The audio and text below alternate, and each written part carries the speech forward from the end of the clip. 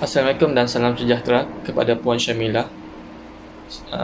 Sebagai pensyarah subjek UMGM 3043 pembangunan organisasi, untuk tugasan individu saya akan membentangkan tajuk yang saya pilih adalah HERMIS. HERMIS ataupun Sistem Pengurusan Sumber Manusia ataupun dalam English Human Resource Management Information System. HERMIS merupakan aplikasi projek teknologi maklumat yang telah ditubuhkan oleh Perdana Projek Kerajaan Elektronik. Oleh itu, Jabatan Perkhidmatan Awam ataupun JPA adalah agensi utama yang dipilih mengetuai pelaksanaan aplikasi ini. JPA ditanggungjawabkan sebagai agensi utama dalam melaksanakan dasar sumber manusia di peringkat perkhidmatan awam. Pada fasa 1, projek aplikasi HERMIS ini telah bermula pada 12 April 1999, yang mana ia menghubung kaitkan dengan pembangunan, pelaksanaan dan kajian terhadap aplikasi HERMIS di 10 agensi utama, iaitu Jabatan Perdana Menteri, Jabatan Perkhidmatan Awam, Unit Pemodenan Tabiran dan Perancangan Pengurusan Malaysia, Jabatan Perkhidmatan Haiwan, Jabatan Pengairan dan Saliran, Kementerian Kesihatan Malaysia, Perbadanan Kemajuan Negeri Selangor, Majlis Amanah Rakyat, Dewan Bandaraya Kuala Lumpur dan Jabatan Ketua Menteri Negeri Sarawak. Pada fasa 1 pelaksanaan projek sistem HERMIS ini telah siap pada 30 September 2004. Seterusnya, fasa kedua pelaksanaan HERMIS ini telah diperkembangkan ke seluruh agensi kerajaan yang lain. Pemakluman mengenai pelaksanaan projek HERMIS ini telah diedarkan ataupun telah disalurkan kepada semua agensi kerajaan menerusi surat edaran jabatan ini pada 17 September 1999. Walau bagaimanapun, beberapa agensi sektor awam telah memberhentikan seketika usaha dalam membangunkan sistem yang berkait dengan pembaharuan pengurusan sumber manusia bagi mengelakkan pembaziran dan kecelaruan sistem. Selain itu, jabatan telah membuat pengumuman mengenai perkeliling perkhidmatan pada tahun 2000 yang mana ia menjelaskan peraturan bagi menyelenggara semua maklumat peribadi dan skim penjawatan sektor awam melalui sistem pengurusan maklumat personal jabatan ataupun SISPEN dalam persediaan untuk melaksanakan aplikasi HERMIS. Seperti yang kita tahu, dalam PDRM, saya sebagai anggota PDRM, dalam PDRM pun tidak terlepas daripada menggunakan ataupun mengaplikasikan projek HERMIS ini, yang mana ia dipenuhi dengan keselamatan dan memerlukan ketelaluan sendiri untuk anggota PDRM sahaja. Sementara itu, di dalam telefon bimbit ada juga aplikasi HERMIS, yang mana aplikasi HERMIS dalam telefon itu khas untuk permohonan cuti. Okey, HERMIS juga merupakan sistem pengurusan sumber manusia yang telah dilaksanakan dan dimudah caranya oleh teknologi terkini, yang mana ia menggabungkan semua fungsi dalam pengurusan sumber manusia. Ia adalah projek teknologi maklumat yang telah diwujudkan di bawah inisiatif Kerajaan Elektronik. Projek sistem HERMIS ini mempunyai 6 peranan penting. Yang pertama, melaksanakan operasi sistem pengurusan sumber manusia. Yang kedua, memudahkan pembuatan rancangan tenaga kerja serta penetapan keluasan sistem perkhidmatan awam yang cekap melalui informasi pengurusan sumber manusia.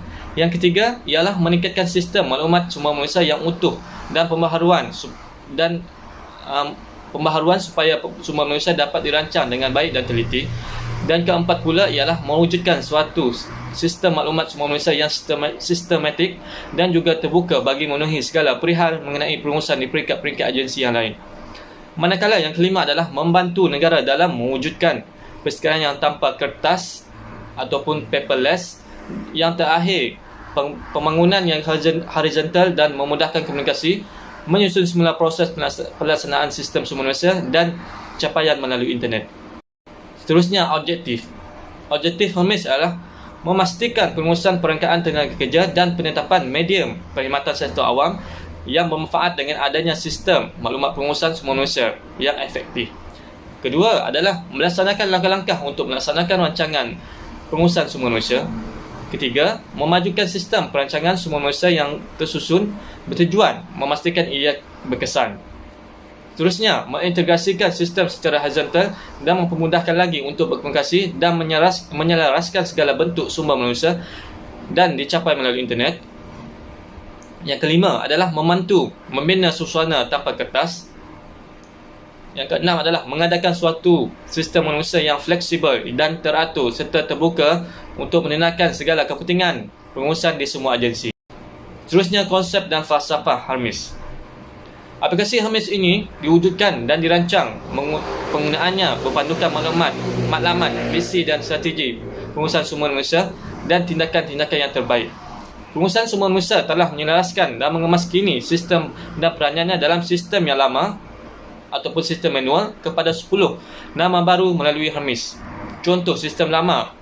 Yang pertama, merancang sumber manusia, perkembangan organisasi, rancangan perkhidmatan, manfaat dan saraan, perihal perkhidmatan, khusus dan kemahiran, pembinaan kerjaya dan perangkaan kerjaya. Semua ini akan disatukan dalam sistem Hermes yang mana ia adalah formulasi dan penilaian strategi. Seterusnya, peperiksaan. Peperiksaan akan diletakkan dalam penilaian kompetensi. Terusnya, rancangan sumber manusia, pelantikan, pertukaran dan kenaikan pangkat akan digabungkan semua di bawah perolehan sumber manusia. Terusnya, panduan kerja. Panduan kerja diletakkan di bawah pengurusan kerjaya. Seterusnya, hubungan pekerja, unit kaunseling dan penilaian disiplin akan diletakkan di bawah tata tertib pekerja dan pengurusan komunikasi. Terusnya, latihan. Latihan akan diletakkan dalam pembangunan.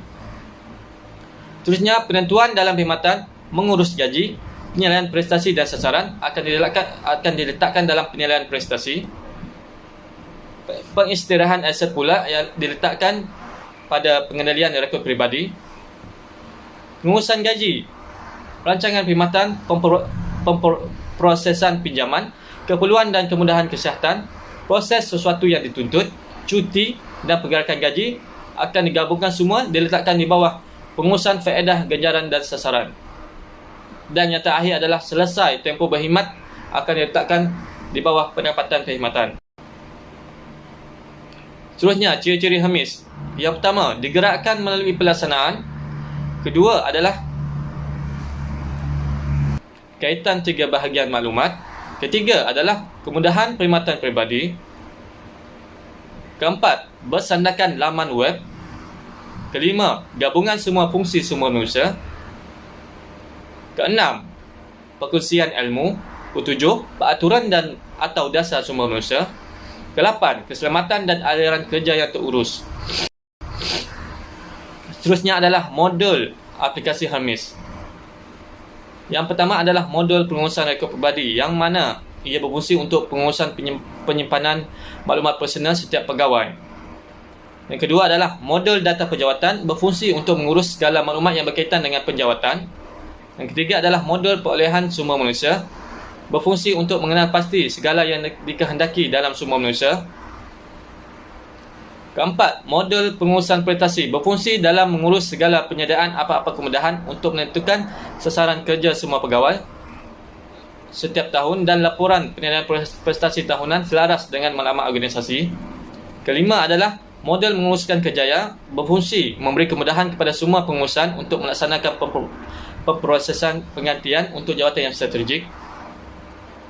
Keenam adalah modul menilai kompetensi, berfungsi untuk merekod dan membuat analisis setiap peringkat kompetensi. Ketujuh, model kemajuan sumber manusia, berfungsi untuk memberi kemudahan dan menyediakan aktiviti kemajuan kompetensi. Kelapan, model menguruskan komunikasi dan tata tertib pekerja yang berfungsi untuk meningkatkan kerjasama dan membina perhubungan yang baik di antara pihak atasan dengan pihak bawahan. Kelapan adalah modul untuk menamatkan perkhidmatan, berfungsi untuk membuat penyediaan proses untuk membawa penempatan khidmat pegawai seperti pencen wajib, pencen awal, peletakan jawatan, kematian, pemotongan kerja dan sebagainya. Yang kesembilan adalah modul faedah, saraan dan ganjaran, berfungsi dalam menguruskan merekod saraan pegawai bagi memudahkan proses pemberian gaji dan faedah. Yang kesembilan adalah modul penjelasan dan penilaian strategi, berfungsi dalam membantu pihak pengurusan meneliti segala polisi. Yang ke-10 adalah perkhidmatan maklumat, yang mana ia merupakan aplikasi yang menyediakan fungsi seperti penyimpanan ilmu, modul penerbitan laman web dan modul fail perekod kerajaan. Seterusnya adalah faedah-faedah Hermes. Faedah-faedah Hermes ada 4. Yang pertama adalah memberi kepuasan kepada pengguna. Kedua, proses-proses pengurusan sumber manusia yang digabungkan dan dikemas kini. Ketiga, pengkalan maklumat pengurusan sumber manusia yang kukuh dan bersepadu. Ada 3. Untuk mekanisme pelaksanaan aplikasi Hermes pula, yang pertama adalah jawatan kuasa pemandu Hermes yang mana ia dipengurusikan oleh Ketua Pengarah Perkhidmatan Awam. Yang kedua adalah jawatan kuasa pelanasaan Hermes. Jawatan kuasa ini pula diketuai oleh Timbalan Ketua Pengarah Perkhidmatan Awam.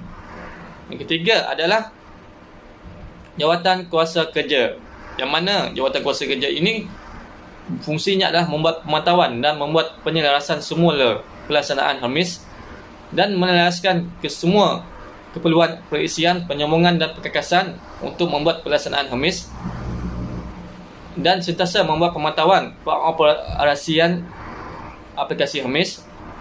Dan terakhir adalah penyelarasan semula di atas semua keperluan dalam pengurusan sumber manusia. Yang keempat adalah pasukan pelaksanaan di setiap agensi. Ini adalah yang terakhir, iaitu dalam mekanisme pelaksanaan Hermes, yang mana pasukan ini adalah fungsinya adalah membuat penimbangan dan membuat perbincangan kelulusan kepada peringkat kementerian ataupun SUK dan peringkat kawalan di bawah agensi untuk melaksanakan operasi Hermes ini. Kesimpulannya yang kita dapat dalam tajuk ini, iaitu Hermes ataupun sistem pengurusan sumber manusia. Hermes adalah merupakan suatu aplikasi yang baru menapak dalam pengurusan sumber manusia, tidak kira dalam pentadbiran awam maupun pentadbiran swasta. Ia telah mengubah cara menguruskan sumber manusia, khasnya mengurus pekerja dan sumber-sumber lain selaras dengan teknologi maklumat yang semakin berkembang ini. Sistem yang sebelum ini berterabur dan telah dibina semula dengan aplikasi yang sistematik untuk mengurus dan menyimpan segala maklumat secara teratur dan terurus.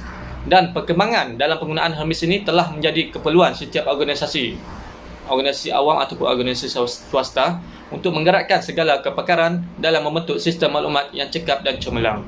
Terima kasih.